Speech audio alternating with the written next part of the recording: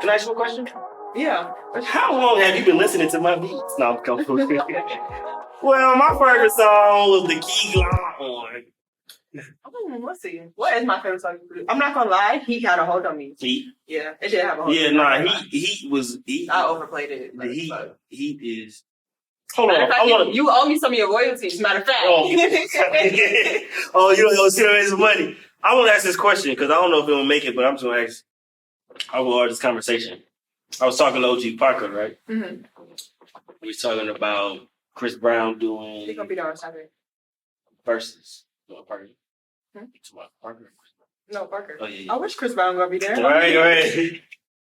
But we were talking about him doing the verses. Who would be a good person to do verses with? It was Usher. You know, Usher would be. That's what he's talking about. Who you talking? Because he has a lot of Chris Brown records. I have one. We was talking. It's like, bro, if Chris Brown did a verses, do you think one of your songs would be in there? It made me think about myself. Right. Make me ask myself, if Chris Brown did a verses, he would definitely be in there. He would be in there. Do you think? Have to be. You think it would make it? Yeah. 20 songs. 20 songs from Chris Brown. That is kind of hard, but like Heat was like legendary, no cap. Like that was a legendary song. Like you gotta think back to when he came out, like literally for months, that shit was playing, like cars passing by, the radio, like you could go on the internet, you click on a random website and shit like playing, like literally. Now. I'm talking Forever. Yeah. I'm talking Kiss Kiss. I'm talking I Just Want to See You Strip. Right? And maybe like a trucker. Nice, not like faith. It would definitely, I think he would definitely be like maybe the very last, if not very last, second to last song, because it was more recent, but I definitely think he would make the cut. For sure. I'll put that on the ground. If Chris Brown does a verses. No, do the vote for real, because I want to see. Like, I really think it would, though. What you think, Mike? You think it would? For sure.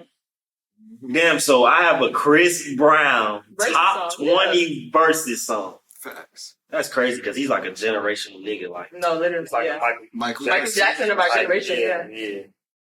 Yeah. We done? No, you got one. Oh, man.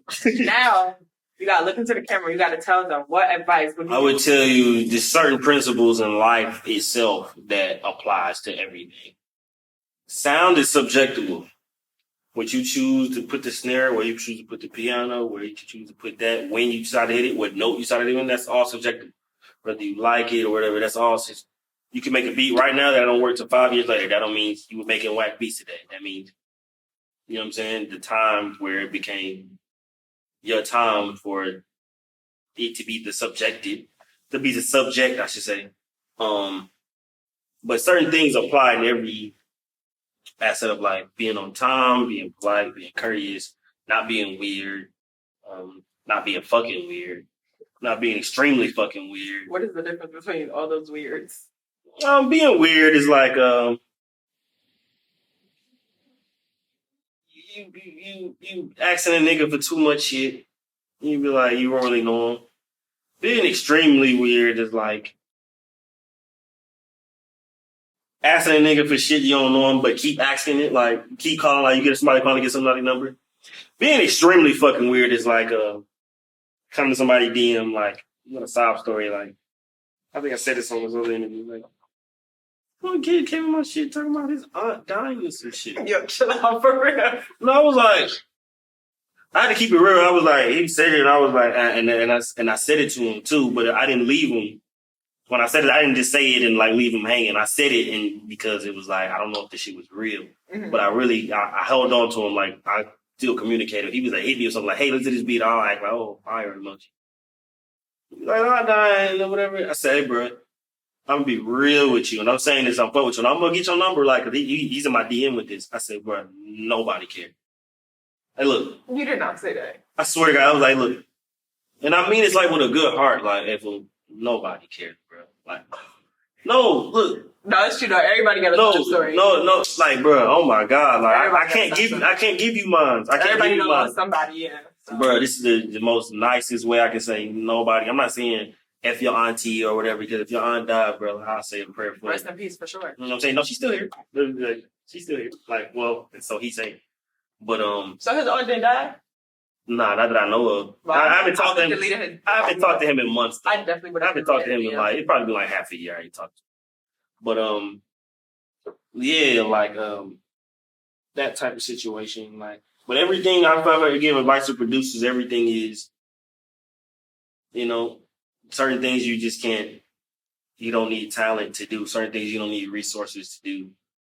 You know, being on time, being nice to people. Being nice will get you longer than, way further than being talented will. For sure. It really will, because people in position is like, it's crazy. Like, he was nice to me. He was just nice to me. He was really nice.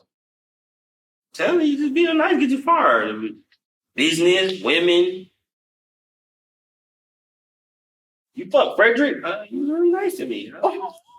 Frederick, though. You know what I'm saying? Like, he was really nice.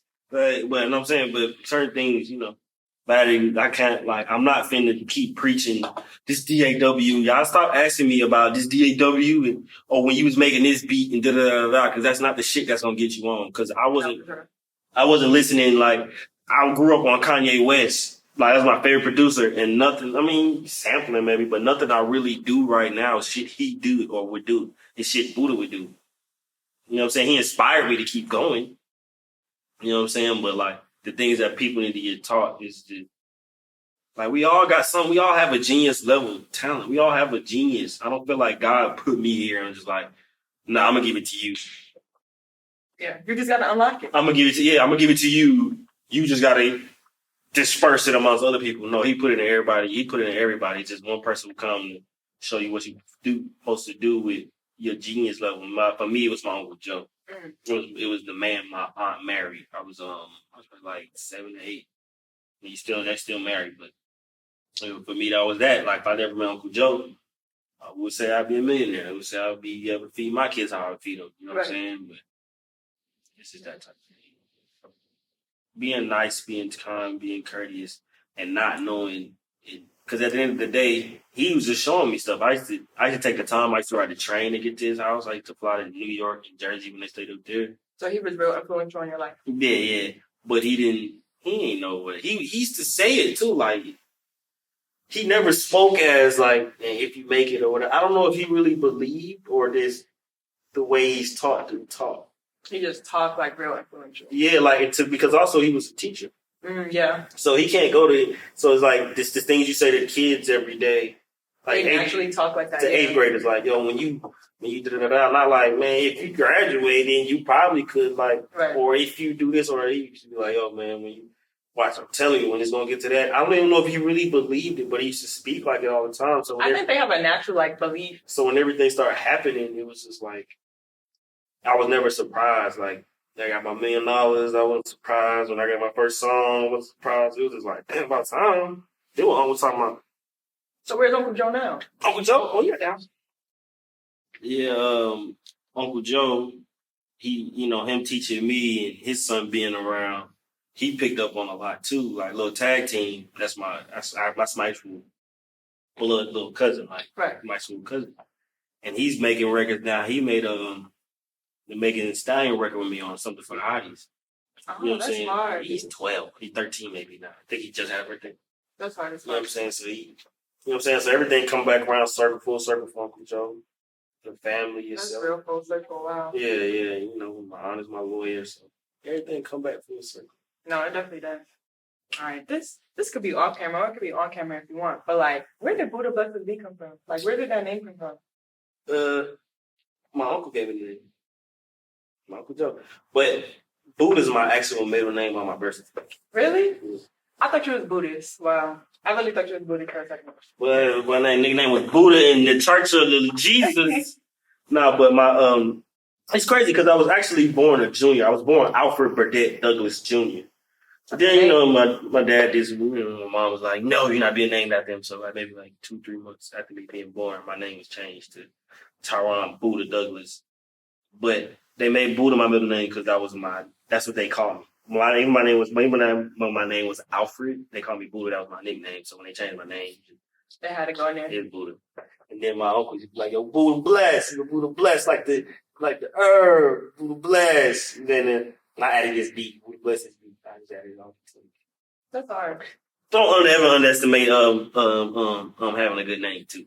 Yeah, I think that's definitely important. Hey, look, niggas beats be hard, but it'd be like not for real. I love hearing certain tags, you know. Vince McMahon on the beat, like Vince McMahon. You know what I'm saying? But yeah. Now certain tags definitely like stand out more than others. It was one thing. I watched this McDonald's movie, and Ray Kroc, how he took over the company from the McDonald brothers, and he was just doing he did everything legal. But then at the end, he bought the brothers out. He gave them like a little chump change, but back then it was some money. He had some chump change, and they was in the bathroom. They was like, because they lost. They already lost. They got paid off. They was like, bro, you knew all of our shit. You knew our speedy system. You knew how our kitchens were built. All of that. Why you just didn't take the formula? Like, why you just didn't take? My last name is Kroc. Who want to eat at a place called Croc's? But McDonald's? No, for real though. Sounds like America. I don't underestimate a good name. Where you going? You gotta be like, you gotta say your clothes out. Oh, yeah, come on. You gotta be like, what's up, y'all? I'm Buddah Bless, and I'm. I can't wait to do that. All right. Don't forget your thing. Yeah, no. All right. What's up? It's Buddah Bless. I'm here with Producer Culture. I'm here with the beautiful host, Mimi. She's asking me great questions. We just gave y'all some great lessons. So y'all stay tuned. That was a good ass interview.